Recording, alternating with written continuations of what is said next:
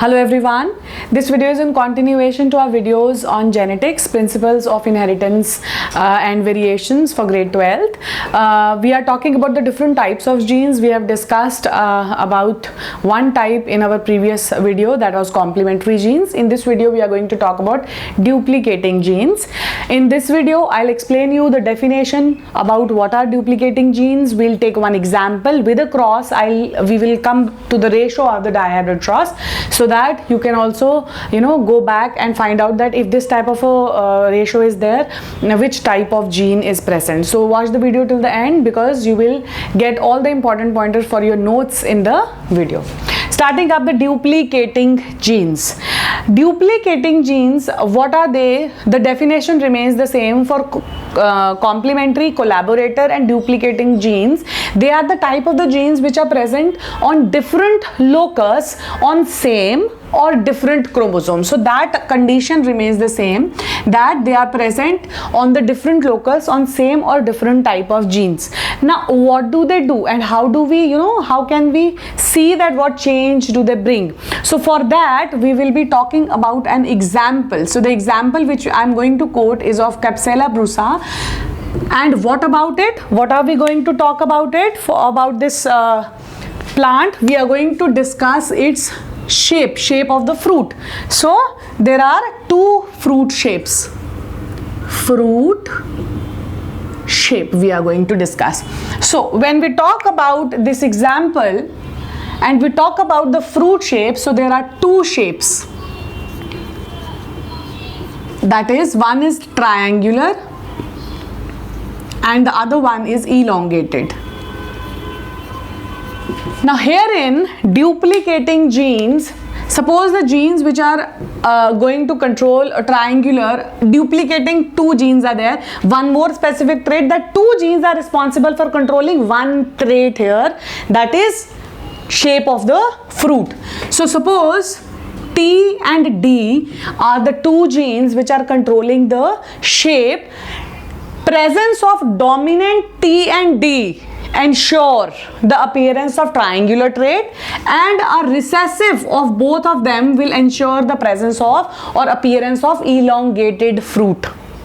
Fine. Now if we talk about the various conditions which we can have, suppose we have both, in dominant state it will be a triangular state shape. If suppose this is a condition, here also it is triangular because D is also dominant and T is also dominant. But if suppose we have this condition, here we have a T dominant. In complementary gene this was not expressing, but here it will express. In this state also the shape is triangular. And if we take it otherwise, maybe this situation, here also it is triangular, even with the presence of one dominant gene. So independently they control the expression of the trait or the character. Fine, they are not dependent on each other, that both should be dominant. No, if one is dominant and the other one is recessive too, then also they will express the trait. And the last scenario, which of course where all are recessive, that is an elongated shape. Fine. So this is these are the various conditions which we get. We are going to make a cross for the same, a dihybrid cross. We'll keep the Mendelian pure lines for making the cross. So we will cross two plants, one with T dominant, another with D dominant, and maybe the other one is this. Now in both the scenarios they are triangular, because in the presence of capital T as well as D, both are dominant.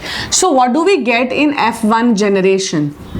In the F1 generation, the products which we get, we all know, this is something which we have been doing since ages. So this is what are we going to get in all the 16, all the offsprings. This is the condition which we are going to get. And now to find out F2 generation, again selfing of the offsprings.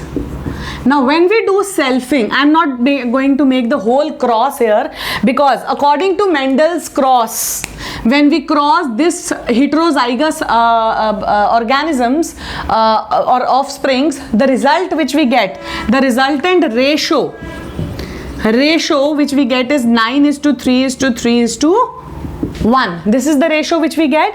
Here also 9 in Mendel's cross, 9 are all dominants, 3 are hetero with 1 dominant. Here 3 are hetero with other 1 dominant, and 1 is the recessive one. So this is the same ratio which we are going to get here. The same ratio, that is 9:3:3:1. How? But we will say this is a heterozygous condition, this is a heterozygous condition. So all these are going to give us triangular shape. Triangular shape. Why? Because they follow this. In homozygous, in heterozygous, both the traits we have triangular shape. Fine. And only this last one is going to give an elongated shape. Fine.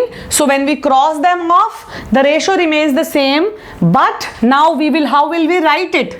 We'll write it as 15:1 as a phenotypic ratio. So its phenotypic ratio would be 15:1.